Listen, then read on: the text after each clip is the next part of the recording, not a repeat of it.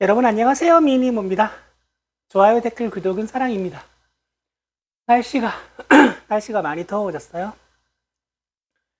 땀을 좀 흘렸더니 제가 가게 일을 마치고 항상 방송을 찍기 때문에 이제 밤새 몰골이 많이 아닌데 그래도 뭐 방송 찍는다고 화장을 고치는 수고로움은 하지 않았었는데 오늘은 뭐 몰골이 너무 많이 한 말이 아니어가지고 어, 조금 거쳤는데 땀 때문에 굉장히 기운서려요. 제가 어제 40분을 넘게 했더라고요. 제가 지금 이 노안 안경을 밟아서 깨뜨려가지고 비상안경을 끼고 다니다 보니까 작은 숫자가 잘 안 보여요. 제 생각보다 길게 떠들었던데 오늘은 정보 전달 위주가 될 것 같아요. 그래서 정보 전달 위주로 하면 시간이 좀 짧아지긴 하던데 또 뒤에 뭐 쓸데없는 소리를 하지 않을까라는 생각이 드는데 모르겠습니다. 일단 하는 대로 해보겠습니다. 메모해둔 거 위주로 할 건데 이제 이거는 메모는 안 했어요. 왜냐하면 사안이 워낙에 방대하고 복잡한 사안이어가지고 좀 며칠 팔로우 해가지고 정리가 되면 말씀드리려고 그랬는데 거의 모든 유튜브에서 가장 심각한 사안으로 다루더라고요. 저도 일단 전달을 해드리겠습니다. 뭐냐면 건진법사 전성배 씨에 관한 소식이에요. 건진법사 전성배 씨는 알려진 거는 이런 거죠. 이제 뭐 살아있는 소의 가죽을 벗기고 뭐 산채로 태우는 구슬하는 뭐 그런 무당이다.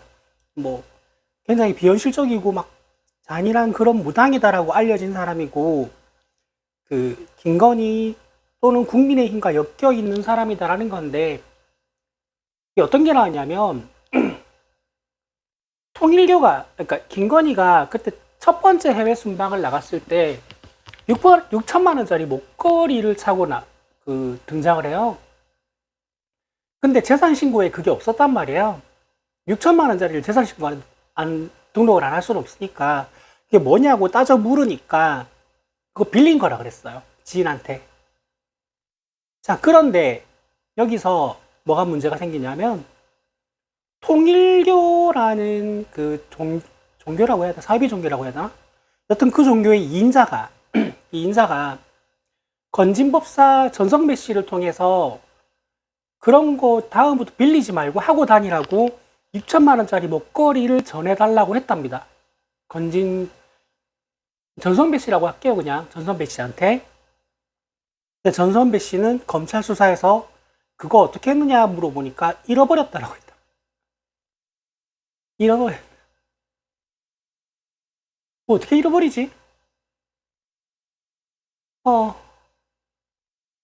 잃어버린 거 하니까 생각나는 게 몇 달 전이었지?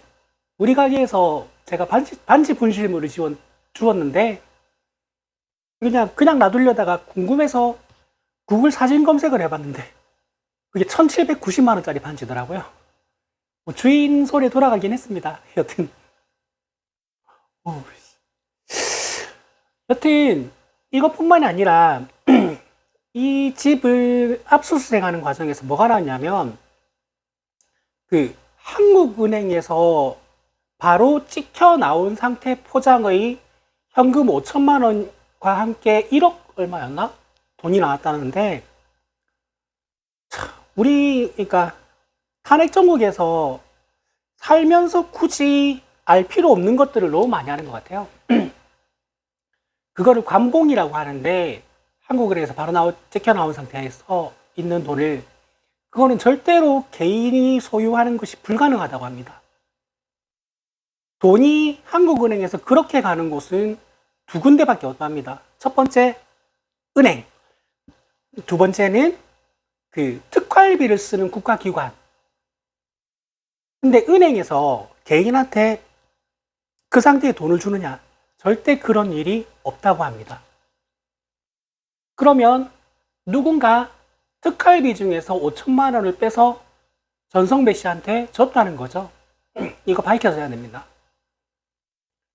밝히기가 쉬운 게 뭐냐면 그 상태에서는 한국은행에서 그 몇 월 며칠 누구의 손을 거쳐서 나왔는지가 다 기록이 남아있기 때문에 이건 뭐 쉽게 밝혀질 거라고 생각을 합니다.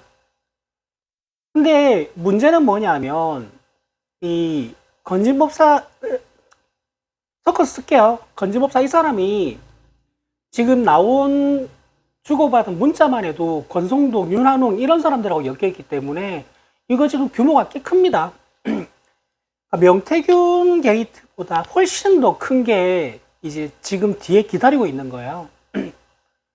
그래서 저는 개인적으로 건진법사가 구속이 기각됐다 그래가지고 조금 갸우뚱했거든요. 지금 생각해보면 이거 어떤 힘이 작용하지 않았나라는 의심이 듭니다. 그렇지 않고서야 이 정도 스케일의 사건을 가지고 있는 피의자를 풀어준다고 저는 말이 안 된다고 생각하거든요. 심지어 지금 이제 그 선출직에 임명된 사람 중에서 그 전성배 씨가 꽂았다라고 정황이 나온 사람들이 지금 한둘이 아니기 때문에 이거는 뭐 저는 명태균 게이트만 다 밝혀줘도 국민의힘은 해체 수순을 가지 않을까 생각했는데 이거 지금 더 큰 거예요. 지금 이 당 전체의 공천 시스템에 의문이 제기되는 상황이기 때문에 지켜볼 일인 것 같습니다. 자, 그리고 제가 어제 적었는데 빠뜨린 것 같은 게 있는 것 같은 거예요.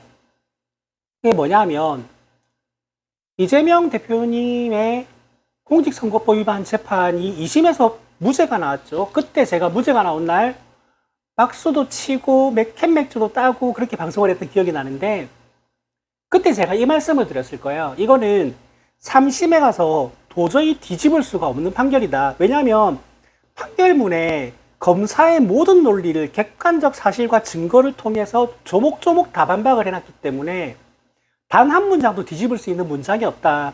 이거 대법원 가서 뒤집히려면 이 말을 지금 전부 다 뒤집어야 되는 상황이다 라고 제가 말씀을 드렸을 거예요. 근데 이 대법원 3심이 조금 수상하게 돌아가고 있습니다. 지금 벌써 재판 방침이 밝혀졌는데요. 이것도 세상 살면서 굳이 알 필요가 없는 일인데 대법원의 구성은 대법관 14명과 대법원장 1명에서 15명이랍니다. 근데 그 노태학 선관위원장은 본인이 선거관리를 해야 되는 입장에 있기 때문에 그 기피 신청을 했답니다. 그리고 1명은 행정처장이기 때문에 복관이 아니에요. 그러면 12 플러스에 대해서 13명이 판결을 하게 되는데 이게 평일을 벌써 2번을 거쳤습니다. 2심 판결 나온 지가 언제 됐다고. 이렇게 속도가 빠른 건 이례적인 게 아니라요. 처음 있는 일이랍니다. 너무 빨리 한다는 거예요. 너무 빨리. 어쩌면 대선 전에 판결이 나올 수도 있답니다. 근데 여기서도 우리가 참 헌법재판소 시스템 공부하고 대법원 시스템 공부하고 대법원 판결 구조 공부하고 이러고 있습니다. 대법원 판결은요. 2심이 맞다 또는 2심이 틀렸다 다시 재판해라 하고 돌려보내는 거 이렇게 두 가지가 있고요. 그리고 또 파기자판이라는 게 있답니다. 파기자판 저도 평생 처음 들어봤어요. 파기자판이 뭐냐면 대법원에서 그냥 판결을 해버리는 겁니다. 파기환송해서 2심으로 고등법원으로 돌려보내는 게 아니고요. 대법원에서 그냥 판결을 해버리는 건데 파기자판 같은 경우는 유죄를 무죄로 대법원에서 판결을 끝내버리는 경우가 있고요. 그 반대의 경우는 없답니다. 유죄를 무죄로 바꿔서 대법원에서 확정해버리는 거예요. 아까 어떤 변호사님이 인터뷰에서 말했는데 전수조사를 해보니까 0.07%랍니다. 0.07. 유죄를 무죄로 대법원에서 판결해버리는 거. 그리고 무죄를 유죄로 판결하는 경우는 역사상 단 한 건도 없답니다. 그리고 이게 있을 수가 없는 게 대법원은 형량을 정하는 재판을 할 수 있는 구조가 아니랍니다. 법에 분명히 그렇게 명시되어 있기 때문에 유죄가 되면 형량을 때려야 되는데 그럴 수가 없다는 겁니다. 이거는 법 체계상 방법이 없다는 거예요. 그래서 노영희 변호사님 같은 경우는 지금 그 조희대 대법원장이 이거 지금 대법원이 가지고 있는 게 너무 불편하고 지금 국민들이 그 만장일치 파면, 대통령을 파면시킨 헌법재판소에 열광하고 있으니 그 시선을 우리도 한번 뺏어와 보자. 그래서 빨리 결론 내가지고 이거 털어주자라는 생각이 아닐까라는 추측도 하던데, 근데 여기에 대해서는 추측들이 너무 많아요. 그 너무 많은 다른 추측들이 많은데, 뭐 제가 법률가도 아니고 누구의 말이 맞는 것 같다라고 쉽게 판단할 수 있는 부분은 아닙니다. 하지만 할 수 있는 거 해야 하는 건 알고 있습니다. 제가 항상 말씀드리죠. 압도적 지지. 헌법재판소도 압도적 지지가 영향이 없다고 저는 생각하지 않아요. 그러니까 대법원도 이제 압도적 지지로 민심의 흐름을 보여주면 알아서 판단하리라 생각이 됩니다. 물론 법과 절차에 따라서요. 그러니까 모든 사람들이 하는 말이 이거잖아요. 이재명 대표님 받는 5가지 재판 중에서 법리로 따졌을 때 유죄가 나올 만한 일이 단 한 가지도 없고 말이 되는 증거가 하나도 없고 다 증거도 날조되고 조작되고 공소장도 소설이라고. 그러니까 법과 원칙에 따라서 무죄가 나오도록, 그러니까 뻘짓거리 못하도록 우리가 압도적 지지를 보내면 되는 겁니다. 헌법재판소도 그랬잖아요. 이거는 8대1 만장일치가 나올 수밖에 없다. 법리대로라면. 이라는 거잖아요. 여튼 그 대법원에서 뭔가 일이 일어나고 있다. 이재명 대표 3심을 전례 없던 속도로 빠르게 진행하고 있다라는 거 전해드립니다. 그리고 그 홍준표가 이제 대구시장이 될 때 그 선거 과정에서 이제 국민의힘 당원 명부를 안심번호도 아니고 실제 전화번호와 인적사항이 있는 당원 명부를 건네받은 증거가 나왔고요. 그리고 그 여론조작을 이제 청탁한 정황이 나왔습니다. 홍준표 이번 경선은 잘 끝낼 수 있을지 잘 모르겠는데 이것도 뭐 지켜볼 일이고요. 그리고 한동훈의 검언 유착 정황도 이제 뉴스타파 맞나? 뉴스토마토였나? 거기서 보도가 됐습니다. 그래서 지금 뭐 봉지욱 기자, 이명수 기자, 그리고 기자 한 분, 이름이 기억이 안 나네. 세 분이 지금 국민의힘 경선 주자들을 아작을 내고 있습니다. 그래서 지금 국민의힘 경선 상황이 되게 재미있게 돌아가고 있는데 그때 이제 지금 경공 뉴스특보에서 이재석 앵커님이 진행하시는 순서에 국민의힘 출입기자 한겨레신문 기자님이 한 분 나오고 계시거든요. 그분이 지난번에 그랬어요. 막 18명 이렇게 거론되고 할 때 이러다가 한동훈이 가장 이제 의원을 많이 보유하는 캠프가 되는 거 아닌가라는 우스갯소리를 했었는데요. 지금 진짜 그렇게 됐습니다. 뭐냐 하면 지금 그 기자님이 확인된 캠프에 있는 현역 의원들을 전수조사를 해봤는데 홍준표 6명, 김문수 7명, 안철수는 없고요. 한동훈은 18명이랍니다. 그리고 나머지는 대부분 가기를 꺼려 한답니다. 그래서 여기서 몇 명이 더 늘어날 수 있는지는 모르는 상황이고요. 지금 저는 이거 한동훈 대 홍준표 또는 한동훈 대 김문수 이렇게 두 명이 결선을 갈 가능성이 매우 크다고 보는데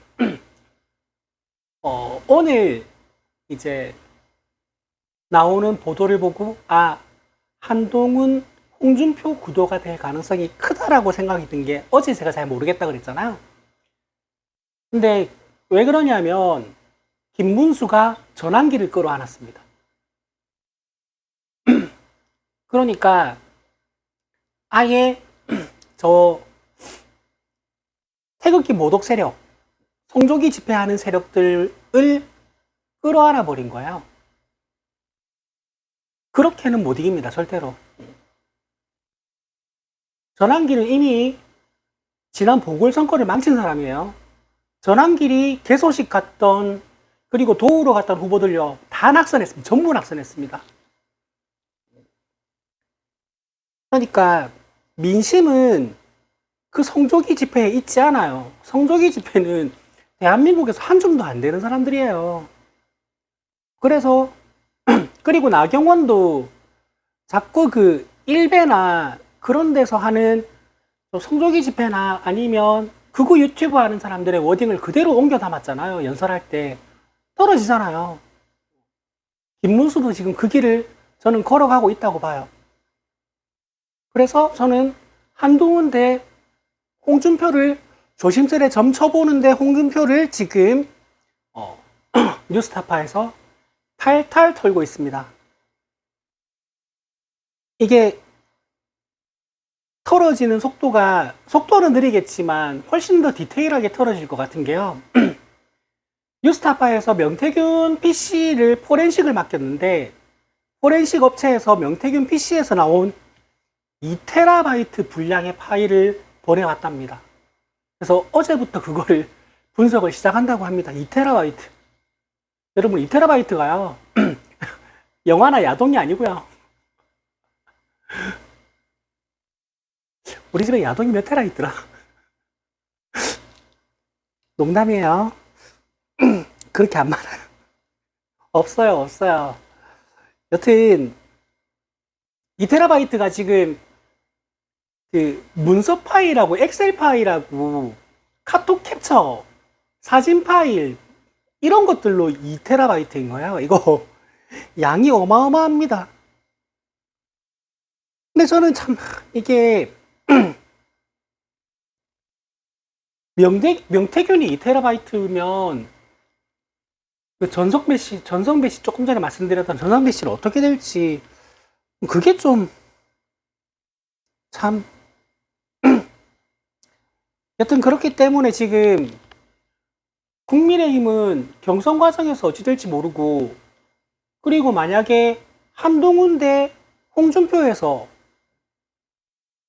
홍준표가 만약에 이겨가지고 대선 주자로 뛰어버리면 뉴스타파가 그거 가만히 보고 있겠어요? 지금 뉴스타파는 자금도 부족하고 사람도 부족해가지고 이 파일 다 조사하는데 시간이 많이 걸리지만 이 파일을 탐내는 그 거대 유튜브 언론들이 드글드글합니다. 이거 힘을 합치자 하는 순간 엄청난 일이 벌어질 수도 있어요. 특히 오세훈, 홍준표는 좀 잘 모르겠습니다. 자, 이거는 언급만 하고 넘어갈게요. 언급만 하고 넘어갈 건데 이건 여러분이 좀 찾아보셨으면 좋겠어요. 뭐냐 하면 그 매불쇼에서 어제 그제 이틀 동안 최은순이 운영하는 요양원에 대한 보도를 했어요.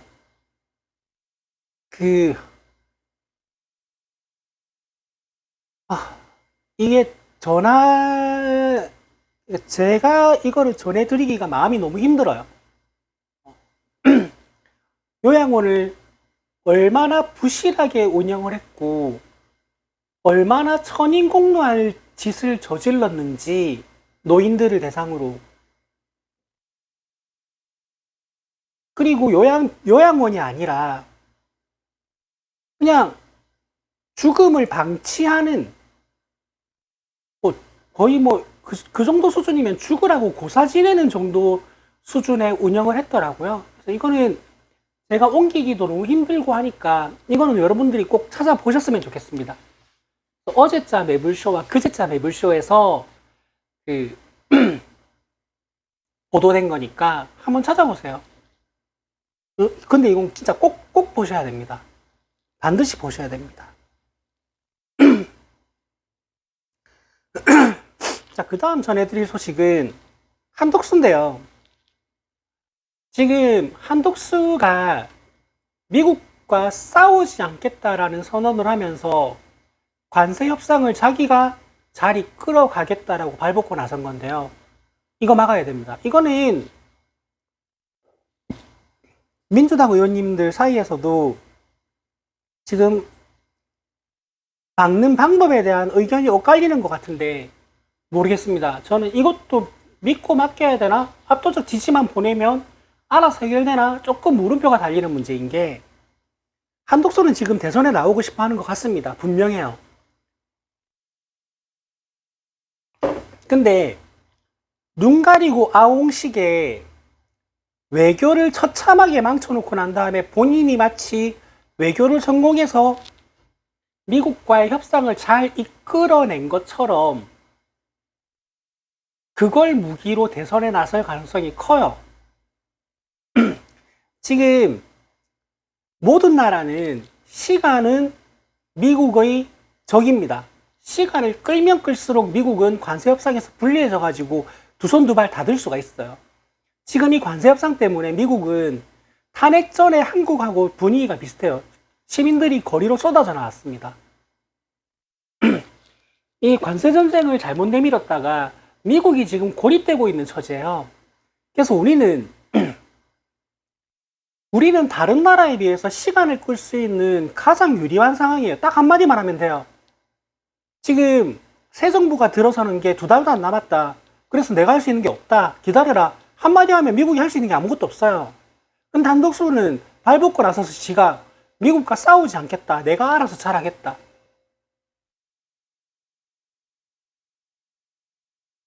한독수가 트럼프하고 통화하고 난 다음에 뭐 뷰티풀 잉글리시니 대선 나갈 거냐고 물어봤냐느니 이런 말을 흘렸죠.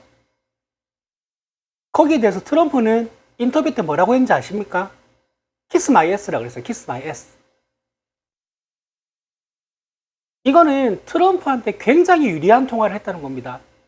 그래서 트럼프한테다가 선물을 가져다 주고 난 다음에 봐, 나 잘했지라고 언론에 흘릴 가능성이 커요. 이거는 정치의 아주 고관여층이 아니면 잘했나 보다 할 수도 있는 상황을 만들 수도 있어요. 그러니까 국익을 심각하게 해쳐가지고 다음 정부가 할 수 있는 일이 아무것도 없게 만들 가능성이 있다는 겁니다. 이거는 막아야 돼요. 지금 알래스카 이야기도 나오고 있는데 알래스카에서 가스 파는 거요.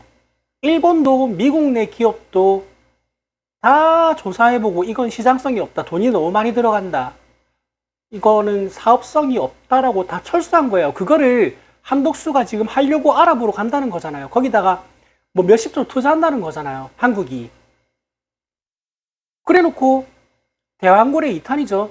야, 우리나라 석유도 안 나는데 저기 가스 나는 거 좋잖아. 우리 저거 바로 갈 거야. 근데 민주당이 반대하네. 쟤네들은 우리나라 잘 사는 거 싫은가 보다. 이런 프레임을 씌울 수 있는 문제가 되는 겁니다. 해서 한독수를 막아야 돼요. 그래서 김민석 의원님이 계속 1인 시위를 하고 있는 겁니다. 한독수를 막으려고. 이거 최상목도 그 대통령 놀이하던 최상목도 미국과의 협상은 다음 정부로 넘겨야 된다라고 말을 하고 미국으로 갔어요. 근데 한독수 지가 뭔데? 그리고 저 영국 그 경제지와의 인터뷰에서 대통령 권한대행은 대통령이 할 수 있는 모든 걸 할 수 있는 자리다라고 그 거의 뭐 화를 낸 것처럼 보도를 했다 그러죠. 미친 거예요. 이거는 걸어다니는 위원 덩어리를 어떻게 하다나 저거 진짜.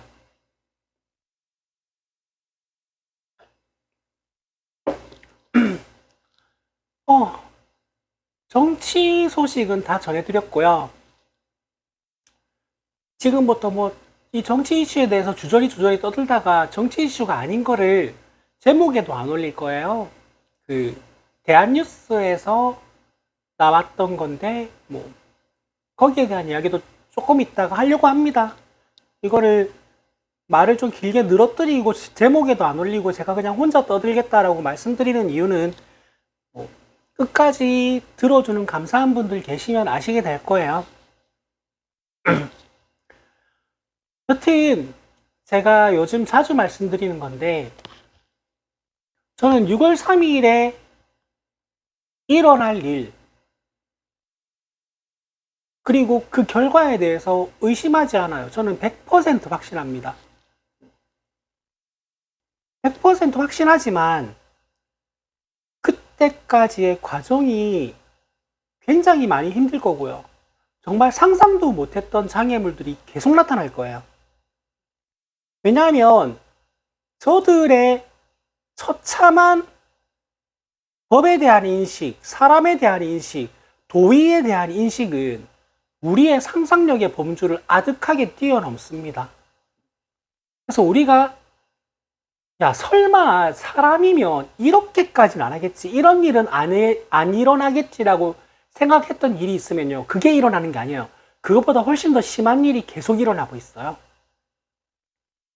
그렇기 때문에 지금 우리는 그런 자들을 상대하고 있기 때문에 계속 생각지도 못했던, 정말 상상도 못했던 장애물들이 눈앞에 계속 나타날 거예요. 이것도 계속 똑같은 말씀을 제가 반복드리는 건데, 이럴 때일수록 그 복잡한 셈법은 국회에 맡기고 우리가 해야 할 일은 압도적 지지를 보내고 압도적 표차로 당선을 시켜드리는 겁니다. 그것이 우리가 할 수 있는 일인 것 같고요. 주위에 한 사람이라도 설득하고 끌어들이고 그리고 관심을 놓지 않는 것. 저들이 이때까지 벌렸던 일이 어떤 것들인지가 하루하루 어떻게 밝혀지고 있는지. 그 3시간짜리 뭐 4시간짜리 그 유튜브를 보기 힘드시면 제가 20분을 초반엔 잘 지켰는데 요즘 거의 30몇 분에서 40몇 분으로 요약을 해드리고 있지만 제 채널이 만약에 거기에 힘이 된다면, 단 한 사람에게라도 힘이 된다면 저는 그걸로 충분히 가치가 있다고 생각합니다. 제가 그 유튜브를 처음 시작할 때 그렇게 말을 했어요. 그 구독자 10에 조회수 10이 목표라고. 그러다가 명태균 게이트 때문에 분노해서 현실 정치에 대해서 이야기하는 유튜브가 되지 않겠다라고 말을 했다가 그 말을 바꾸고 현실 정치만 하겠다라고 선언했을 때는 선언하고 첫 방송을 했을 때 그 마음을 전 지금도 똑같이 가지고 있어요. 제가 수익 한 푼 나지 않는 유튜브를 하루에 열몇 시간 이상, 10시간 이상 뉴스를 소비하고 뉴스에 대해서 공부하고 유튜브를 듣고 그 내용을 정리해서 그 다음날 전해드리는데 이 수고로움이 제 방송을 보고 몰랐던 걸 알게 된 사람이 단 한 명이라도 있으면 저는 이게 의미가 충분히 있다고 생각을 하거든요. 그래서 관심을 놓지 않는 것. 우리가 해야 될 건 이 두 가지입니다. 이 새끼들이 이때까지 무슨 짓을 해왔는지, 그리고 지금 무슨 짓을 하고 있는지 거기에 대한 관심을 놓지 않는 것. 저는 그 두 가지가 우리가 해야 될 일이라고 생각합니다. 근데 이걸 왜 해야 되는가? 우리가 사는 세상이, 우리가 사는 나라가 나아지게 하기 위해서인 거예요. 그래서 굉장히 힘든 싸움이죠. 우리는 법과 상식의 테두리 안에서 싸우는데 저들은 법의 테두리도 벗어나고 상식의 테두리도 벗어나고 있어요. 슬픈 일입니다. 힘든 일이고요. 하지만 해야 되는 일인 것 같아요. 제가 전해드릴 정치 뉴스는 여기까지고요. 대한뉴스에서 이거를 좀 크게 다루던데 거기에 대해서 제가 마지막으로 조금 이야기를 해볼게요. 이게 남 이야기가 아니니까 저한테는 그 배우 윤여정 님이 인터뷰에서 그런 말씀을 하셨나 봐요. 아들은 동성애자인데 게이인데 그 미국에서 결혼해서 아마 배우자도 남자겠죠? 잘 살고 있다라고 인터뷰를 한 게 있나 봐요. 근데 거기에 악플이 어마어마하게 달렸나 봅니다. 그리고 뭐 대한뉴스는 어제 대한뉴스는 거의 없다와 거의 없다님과 김묘성 기자님과 기초자님 세 분이서 진행을 하셨는데 뭐 세 분 성향이 그러하다 보니 그 악플 단 사람들에 대해서 맹비난을 하셨어요. 맹비난을. 그러면서 뭐 야, 이렇게 비유할 수도 있구나. 저런 거에 대해서 악플 다는 사람들을 하는 제 나름대로 감동을 받은 그 비유들이 많았어요. 그 비유들을 제가 옮기고 싶지는 않고요.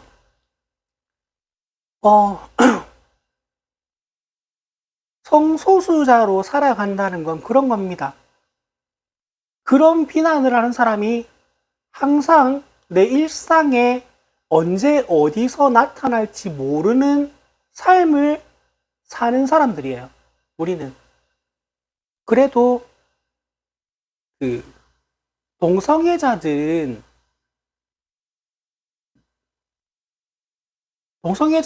뭐 어디 특정 장소, 그러니까 동성애자들은 동성애자 업소 밀집 지역이 따로 있습니다. 부산에도 있어요. 거기를 벗어나면 그냥 평범한 일상을 살아가는 남자. 레저 업소는 어딘지, 예전에 들었는데 까먹었네? 뭐 일상을 살아가는 여자이겠죠. 저 같은 트랜스젠더는 또 달라요. 그리고 저처럼 트랜스젠더 업소 같은 데에서 일을 하는 사람도 아니고, 뭐, 그리고 뭐, 조건 만남이라 그러죠? 그거를 업으로 하는 사람도 아닌, 그냥 길 가다가 아무데나 들어갈 수 있는 술집에서 서빙을 하면서 살아가는 사람들은 또 달라요. 근데, 모르겠습니다. 저는 그런 기사에 득달같이 몰려가서 악플을 다는 사람의 비중이 얼마나 많은지는 잘 모르겠어요. 잘 모르겠는데, 그러니까 대한민국 인구 중에서 그런 사람들의 비율이 얼마나 많은지는 모르겠어요. 그리고 저도 이런 데서 이렇게 일을 하면서 살아가는 거에 대해서 걱정도 많이 했고 겁도 많이 났죠. 근데 세상에는요, 그렇지 않은 사람들이 절대 다수라는 걸 저는 느끼면서 일을 하고 살고 있습니다. 뭐 찐단골이나 단골이 아닌 분들은 그냥 우리 가게 오시면 웬 아줌마가 서빙하나 보다 관심도 없고요. 한두 번 보는 것도 아니고, 뭐, 10번, 20번, 30번 보다 보면 이상한 거 알죠? 그러면 굉장히 조심스러워 해요. 근데 워낙에 싹싹하고 손님들한테 잘하고 친절하게 하니까 단골 손님들 저 되게 좋아해요. 그리고 뭐, 말 꺼내기 조심스러워하면 제가 먼저 말해요. 아니, 내가 뭐 이마박에다가 트랜스젠더 써붙이고 광고하는 건 아니지만, 그렇다고 딱히 비밀도 아니다. 괜찮다. 말씀하셔도 된다. 그리고 궁금한 거 있으면 물어보셔도 된다. 라고 저는 말씀드려요. 그러면 손님들이 마음이 풀어져서 뭐 트랜스젠더인데 이런 데서 당당하게 이렇게 일하고 열심히 사는 거 보면 너무 보기 좋다. 멋있다. 이런 말씀 되게 많이 해주세요. 그러니까 저는 모르겠어요. 윤여정님의 그 인터뷰 기사에 성소수자에 대한 혐오 발언 댓글 단 사람이 많았겠죠. 많았을 건데, 글쎄요. 저는 그 기사에 댓글 달리고 그 사람들이 모여 있는 거지. 전체 인구를 생각했을 때 그 사람들의 비중은 저는 정말 극소수라고 생각을 해요. 극소수. 그러니까 그 대한뉴스의 세 분이 한 입으로 말씀하셨던 게 뭐냐면, 너네 주위에 그런 사람이 없다고 생각하는가 본데, 너네 주위에 그런 사람 있어. 근데 너가 평소에 그런 혐오성 발언을 말했기 때문에 그 사람들이 너한테 벽을 치고 너랑 친하지 않을 뿐이야. 너한테 말을 못할 뿐이야. 라고 말씀을 하시던데, 음, 그럴 수 있을 것 같습니다. 그럴 수도 있을 것 같습니다.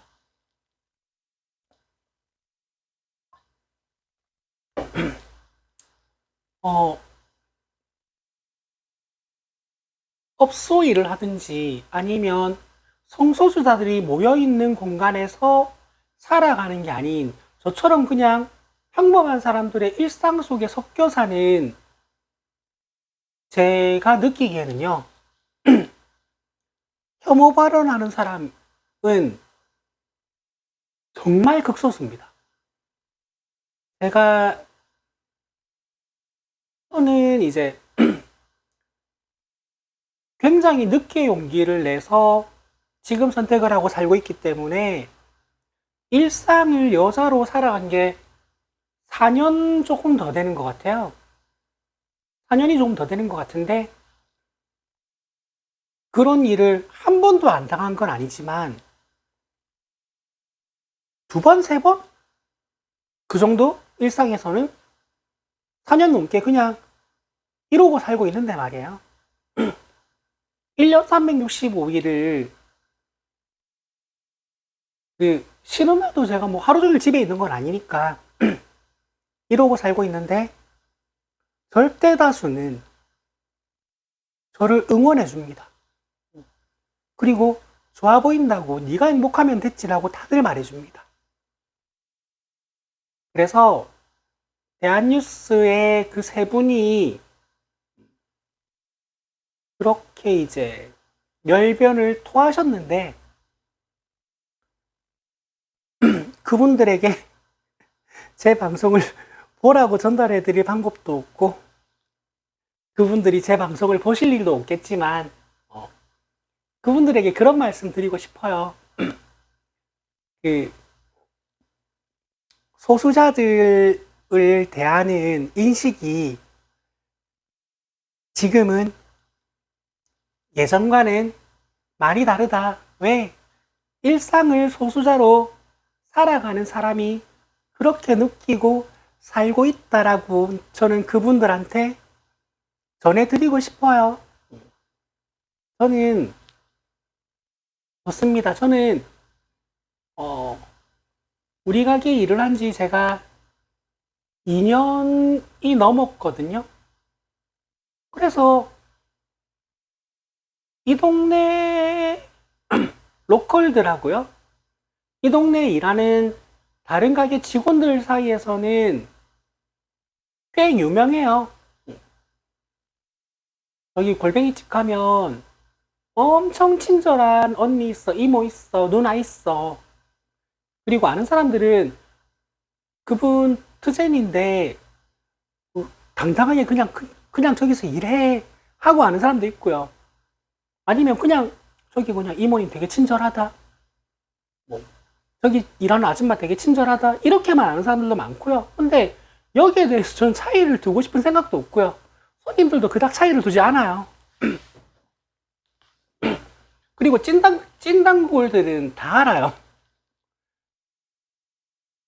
여튼 저는 제 삶이 너무 행복하고 너무 만족스럽고요. 대한뉴스 분들의 그 심정은 저는 이해가 됩니다. 소수자들에 대해서 극단적인 혐오 정서를 가진 사람들 싫죠. 특히 이제 부산은 요즘 조금 덜한데 가끔 서울 놀러 가면 서울역 앞에 보면 가관이에요. 그 개신교 그 나온 사람들 보면 저도 무서워요. 그 사람들.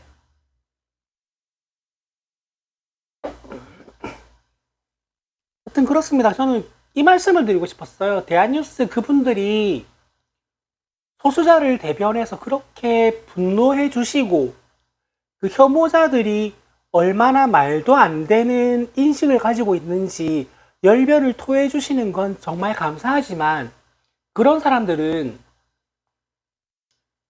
정말 극소수일 거예요. 대한민국에서. 제가 그렇게 겪고 살고 있습니다.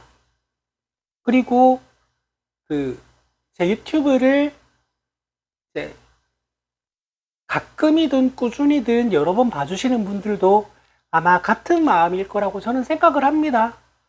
그래서 이 내용을 제가 전달을 할지 말지 제가 고민을 되게 많이 했어요. 왜냐하면 이제 제가 가끔 보는 유튜브가 있지만 하루도 빠지지 않고 챙겨보는 게 뉴스공장, 대한뉴스, 매불쇼, 그 다음에 경공 뉴스특보, 그 다음에 사장 남천동. 이거는 제가 하루도 안 빠지고 챙겨보는 건데 거기 대한뉴스에서 이 이슈에 대해서 굉장히 중요하고 길게 다뤘어요. 그래서 성소수자 당사자로서 이거를 안 하고 넘어가는 건 너무 이상한 것 같아가지고요. 그런데 제가 처음 유튜브를 시작할 때도 비슷한 말씀을 드렸고 이런 말씀을 몇 번 드렸는데 저는 제 유튜브가요. 제 성적 지위나 성적 특정성을 대변하는 유튜브가 되고 싶지 않고요. 그리고 이거는 몇 번 가끔 말씀드렸는데 제가 굳이 가게에서 일을 마치고 가게 한쪽 구석에서 이렇게 찍고 있는 이유도 집에서 찍으면 저희 집 고양이들이 완전 개냥이들이기 때문에 무조건 저를 방해할 수밖에 없어요.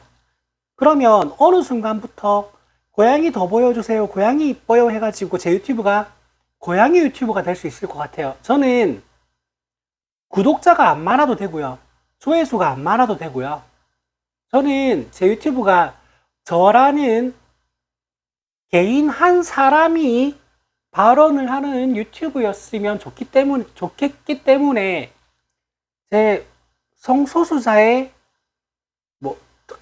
특성에 대해서 말을 하는 유튜브 채널이 되는 게 원칙이기 때문에 거기에 대해서 말을 한 적이 없어요. 초창기에 이제 여장남자와 트랜스젠더와 거기 안에 들어있는 스펙트럼에 대해서 딱 한 번 방송을 한 적이 있거든요. 그거 이외에는 제가 언급을 한 적이 없어요. 근데 대한뉴스에서 마침 그걸 해가지고 오늘 제가 이 말씀을 드립니다. 그렇다고요. 이 발언 때문에 오늘 방송 시간이 좀 많이 길어졌네요. 여튼 오늘 방송을 만약에 이 시간까지 들었다면 이것까지 들었을 분이 이제 꾸준히 댓글 달아주실 몇 분이 머릿속에 떠오르는데 항상 감사드립니다. 그분들한테는. 요즘 제 방송이 조회수는 조금 덜 나오는데 저는 훨씬 더 감사드리는 게 뭐냐면 조회수가 확 줄어든 대신에 평균 시청 지속 시간이 엄청 늘었어요. 그리고 총 시청 시간이 굉장히 많이 늘고 있어요. 그러니까 최근 유입된 분들이 제 방송을 굉장히 길게 봐주시는 것 같아요. 총 시청 시간이 1800시간에서 정체 구간이 왔었는데 2000시간 넘기고 나서는 굉장히 빨리 늘고 있어요. 그래서 이 나라는 소시민이 이렇게 길게 이야기하는 거를 이렇게 길게 봐주시는구나 항상 감사드리고 있고요. 조만간 수익 창출 요건에 대선 전에 수익 창출 요건 나는 걸 목표로 열심히 하도록 하겠습니다. 여튼 마지막에 말씀드린 부분은 제목에는 안 나올 거예요. 제목에는 안 나올 건데 뭐 댓글로 달아주시거나 응원해 주시면 큰 힘이 될 것 같습니다. 여튼 그 대한뉴스 같은 그렇게 큰 유튜브에서 열폭이 아니지, 이거는 그거 화를 내면서 분노하면서 그렇게 열변을 토해 주셔서 감사하지만 그렇게 열변을 토하실 필요 없을 만큼 인식 수준은 대한민국은요 나쁘지 않고요. 저는 이렇게 전혀 불편함 없이 여자로서의 일상을 살아가고 있습니다. 그럼에도 불구하고 극소수의 낮은 인식 수준을 가진 혐오 정서를 가지고 있는 분들에 대해서 분노해 주셔서 감사합니다. 이 말을 꼭 하고 싶었어요. 오늘은 목요일이니까 오늘 내일 또 많은 뉴스가 쏟아질 것 같아요. 많은 뉴스가 쏟아지면 반드시 관심을 유지해야 되는 뉴스에 대해서는 아침마다 제가 여러분들에게 정리를 해서 전해드리겠습니다. 오늘 여기까지 할게요. 좋아요, 댓글, 구독은 사랑입니다. 여러분 안녕.